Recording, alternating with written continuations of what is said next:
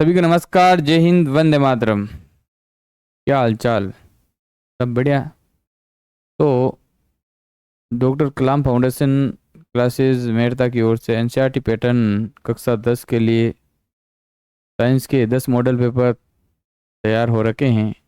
यदि आपको प्राप्त करने हैं तो दिए गए नंबर पर आप संपर्क कर सकते हैं, और जो केवल मिलने वाले हैं मात्र 11 रुपये में। तो अपन कुछ पीवाईक्यू सॉल्व करते हैं। तो सबसे पहला प्रश्न है, कौन सी अंतःस्रावी ग्रंथि वर्दी के लिए उपापचय का नियमन करती है? ऐसी कौन सी ग्रंथि है जो वर्दी के लिए उपापचय का नियंत्रण करती है? वो होती है थायराइड ग्रंथि। थायराइड थायराइड ग्रंथि होती है जो वर्दी के लिए उपापचय का नियमन करती है। तो ऑप्शन नंबर बे राइट होने वाला है। थायराइड ग्रंथि से थायरोक्सिन हार्मोन स्रावित होता है। थायरोक्सिन हार्मोन स्रावित होता है। थाइमस ग्रंथि से थाइमोसिन हार्मोन स्रावित होता है। और एड्रिनल ग्रंथि से एड्रिनलिन हार्मोन स्रावित होता है। ठीक है। और अग्नाशय ग्रंथि से एल्फा कोशिका से ग्लूकेगोन हार्मोन जो रक्त के अंदर ग्लूकोज की मात्रा को बढ़ाता है। बीटा कोशिका से इंसुलिन हार्मोन स्रावित होता है जो रक्त के अंदर ग्लूकोज की मात्रा को क्या करता है? नियंत्रित करता है, कम करता है। ठीक है। नेक्स्ट अगला प्रश्न है, कौन से जीव में पुनरुद्भवन या पुनरुद्भवन द्वारा पुनर्जनन द्वारा नए जीव की उत्पत्ति हो सकती है? प्लेनेरिया के अंदर क्या होता है? पुनरुद्भवन पाया जाता है। प्लेनेरिया ऑप्शन नंबर ए।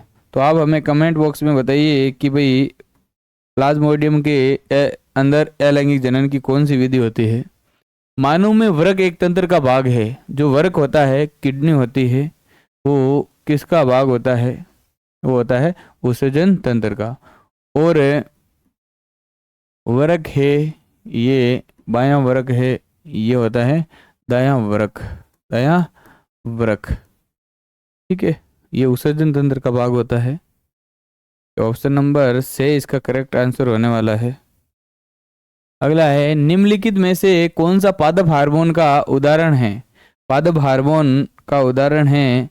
तो अपन को पादप हार्मोन के नाम याद रखने के लिए एक ट्रिक याद रखनी है। सो गई। ठीक है। ओ फलांचा की अम्मी सो गई की। तो एस का मतलब होता है साइटोकाइनिन। और ओ का मतलब होता है ऑक्सिन। जी का मतलब होता है जिब्रेलिन। ए का मतलब होता है एब्सिसिक अम्ल। जो एब्सिसिक अम्ल होता है एक वर्दी संदमक हार्मोन होता है। बोर्ड में कई बार पूछा जाता है वर्दी संदमक हार्मोन का नाम लिखिए। ई का मतलब होता है इथाइलिन होता है जो फलों को पकाने के लिए सहायक होता है। साइटोकाइनिन कोशिका विभाजन के लिए सहायक होता है। और ये पेड़ पौधों के शीर्ष भागों में पाया जाता है, शीर्ष भागों की वृद्धि के लिए सहायक होता है। जिब्रेलिन है जो बीजों के अंकुरण के लिए सहायक हार्मोन है। तो इसका आंसर होने वाला है साइटोकाइनिन। बाकी ये सब हार्मोन हैं जो मानव हार्मोन है। ठीक है। निम्नलिखित में से कौन सौर ऊर्जा का स्तरीकरण करके उसे विषम पोषियों के लिए उपलब्ध कराता है? सौर ऊर्जा का स्तरीकरण करने का काम कौन करता है? क्या प्राथमिक उपभोक्ता, द्वितीयक उपभोक्ता, तृतीयक उपभोक्ता या उत्पादक? तो ऑप्शन नंबर दे इसका राइट होने वाला है। आंसर होने वाला है उत्पादक है, जो सौर ऊर्जा को किसमें बदलता है? रासायनिक ऊर्जा में बदलता है और उनके लिए भोजन उपलब्ध कराते हैं। आगे अगला है, गोलाई दर्पण की या फिर यहाँ पर देखो गोलीय दर्पण की वक्रता त्रिज्या आर एवं फोकस दूरी में संबंध क्या होता है? आर बराबर 2 होता है। जो वक्रता त्रिज्या है वो फोकस दूरी की क्या होती है? दुगुनी होती है। बोर्ड में ऐसा भी प्रश्न पूछा जाता है, कई बार फोकस दूरी देके वक्रता त्रिज्या पूछ लेता है या वक्रता त्रिज्या देखिए फोकस दूरी पूछ लेता है। तो आर बराबर होने वाला है 2f, ऑप्शन नंबर से करेक्ट आंसर है। नेक्स्ट, श्वेत प्रकाश पुंज प्रिज्म से गुजरने के पश्चात इसके अवयवी रंगों में विभक्त हो जाता है। श्वेत प्रकाश है, जब अपन कोई प्रिज्म है, प्रिज्म में से श्वेत प्रकाश को गुजारते हैं तो इससे क्या होती है, 7 रंगों की पट्टिका प्राप्त होती है। विब गयोर, विब जी भाई ओ विब गयोर, 7 रंगों की एक पट्टिका प्राप्त होती है। बेजानी हपी नाला, ठीक है। तो कहता है गुजर जाती है तो 7 रंगों के अंदर विभक्त हो जाती है। प्रकाश जो सबसे कम झुकता है, ऐसा कौन सा प्रकाश है जो सबसे कम झुकता है, वो है रेड, आर फॉर रेड, यानी लाल जो रंग है वो सबसे कम झुकता है। बैंगनी रंग, वोयलेट रंग है जो सर्वाधिक झुकता है। इसका विचलन कोण सर्वाधिक होता है, सबसे कम विचलन कोण लाल का होता है। और लाल का जो तरंग दैर्ध्य है लेमड़ा का मान वो भी सर्वाधिक होता है। और जो बैंगनी रंग का है लेमड़ा तरंग दैर्ध्य वो क्या होता है, कम होता है, ठीक है। तो यहाँ पर ऑप्शन ए करेक्ट आंसर हो जाएगा इसका। अगला है, दिए गए परिपथ में चित्र में बिंदु P तथा Q के मध्य तुल्य प्रतिरोध क्या होगा। यहाँ पर ये P बिंदु दे रखा है और यहाँ पर ये Q दे रखा है, तो तुल्य प्रतिरोध बताना है। सबसे पहले देखो यहाँ पर ये जो 2 ओम है और ये 2 ओम, ये दोनों ही श्रेणी क्रम में संयोजित है। यहाँ पर ये दोनों श्रेणी क्रम में संयोजित है तो इसका तुल्य मान निकालेंगे 2 + 2 यानी 4 ओम, ठीक है। फिर ये पुनः देखो ये पुनः समांतर क्रम में आ चुके हैं। अब ये P है, ये Q है, ये भी 4 ओम है, ये भी क्या है 4 ओम है, ये दोनों समांतर क्रम में है। अब समांतर क्रम में सूत्र लगाते हैं तो 1/4 1/4 लेस पे कितना आएगा 4, 4 का भाग 4 में एक बार 1 को 1 से गुणा किया 1, 4 का भाग 4 में एक बार 1 को 1 से गुणा किया 1, 1 1 2/4, 2 एकम 2, 2 दूनी 4। इसको उल्टा करेंगे तो R बराबर 2 ओम आ जाएगा। तो इसका आंसर होने वाला है ऑप्शन नंबर बे 2 ओम। आगे, निम्नलिखित में से सबसे अच्छा विद्युत का चालक है, सबसे अच्छा विद्युत का चालक कौन सा है गाइज, बताना है। क्या लोहा है, क्या एल्यूमिनियम है, क्या तांबा है, चांदी है। तो सबसे विद्युत का अच्छा चालक होता है वो होता है चांदी, जिसका प्रतीक होता है Ag।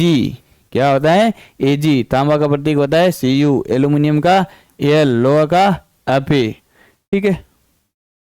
नेक्स्ट प्रश्न, दक्षिण हस्त अंगूठा नियम में अंगूठा संकेत करता है। जो दक्षिण हस्त अंगूठा नियम होता है, दक्षिण हस्त अंगूठा नियम होता है, उसके अंदर जो अंगूठा है वो किसको संकेत करता है। तो दक्षिण हस्त अंगुष्ठ नियम कहता है अपने दाएं हाथ में धारावाही चालक को इस प्रकार पकड़ें कि अंगूठा धारा की दिशा को तथा मुड़ी हुई अंगुलियां चुंबकीय क्षेत्र को दर्शाएं, ठीक है। तो ये किसको दर्शाएगा भाई, विद्युत धारा की दिशा। Option number A correct answer हो जाएगा। अगला है, चित्र अनुसार देखो ये प्रश्न पूछा गया है, ठीक है, ये पिछली बार प्रश्न पूछा गया है। चित्र अनुसार चुंबकीय क्षेत्र के लंबवत रखे चालक में विद्युत धारा प्रवाहित हो रही है। ये चुंबकीय क्षेत्र है, ये चुंबकीय क्षेत्र है और इसके लंबवत क्या विद्युत धारा आई प्रवाहित हो रही है। चालक पर आरोपित बल की दिशा, जो बल की दिशा है वो किधर होगी, बल की दिशा किधर होगी वो बताना है, वो बताना है। बल की दिशा किधर होगी, फ्लेमिंग का नियम लगाओ, फ्लेमिंग के बाएं हाथ का नियम लगाओ और यहां से क्या करना है, दिशा निकाल लेना है।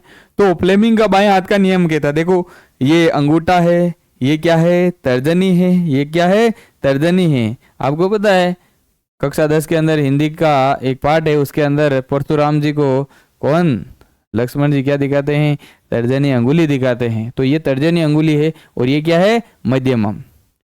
अपने बाएं हाथ का अंगूठा तर्जनी और मध्यमा को इस प्रकार फैलाएं कि अंगूठा चालक पर लगने वाले बल और ये जो तर्जनी है ये चुंबकीय क्षेत्र को और ये मध्यमा प्रवाहित धारा की दिशा को प्रदर्शित करे। तो इसको याद रखने का तरीका है FBI, Fatima BBI, Fatima BBI, Fatima BBI, Fatima BBI, ठीक है।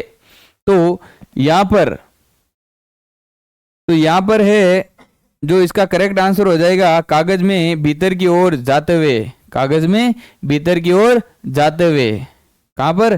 कागज में भीतर की ओर जाते हुए।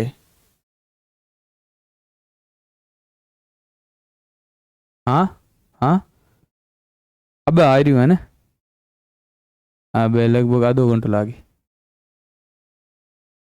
वो अब 10 15 20 मिनट लास्ट है ना, ठीक है।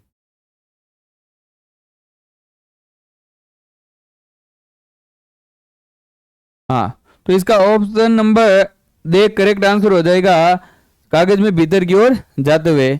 ये एक आपके किताब का प्रश्न है, लेकिन बोर्ड वाले ने थोड़ी सी चालाकी कर ली, वहां पर किताब के अंदर इसको दिशा उल्टी दे रखी है और वहां पर इलेक्ट्रॉन दे रखा है और यहाँ पर इसने धारा दे दिया।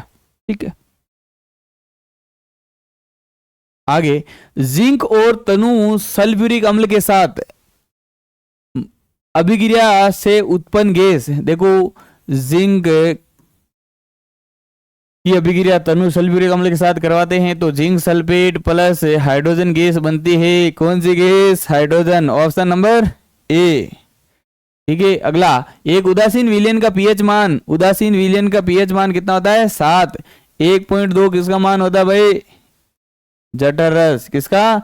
जठर रस होता है 7.4। ये रकत, किसका? रकत का। 10 किसका होता है? 10 मिल्क ऑफ मैग्नीशिया, एमजीओज का whole twice milk of magnesia. ठीक है, अगला प्रश्न है, अभिक्रिया PbO 2 PbO plus carbon 2 Pb plus CO2 कथन है, कथन बताना है भाई। शीशा उपचयित हो रहा है, कार्बन डाइऑक्साइड उपचयित हो रहा है, कार्बन उपचयित हो रहा है, लेड ऑक्साइड अपचयित हो रहा है, बताना। देखो यहाँ पर लेड ऑक्साइड के पास ऑक्सीजन की कमी हो रही है, इसका मतलब अपचयन हो रहा है, इसका और यहाँ पर इसका क्या हो रहा है? उपचयन हो रहा है। इसका क्या हो रहा है? उपचयन हो रहा है। तो लेड ऑक्साइड का क्या हो रहा है? लेड ऑक्साइड अपचयित हो रहा है, ये भी राइट है। कार्बन क्या हो रहा है? उपचयित हो रहा है, ये भी राइट है। तीसरा और चौथा राइट है। ऑप्शन नंबर दे, ऑप्शन नंबर दे इसका करेक्ट आंसर हो जाएगा गाइज।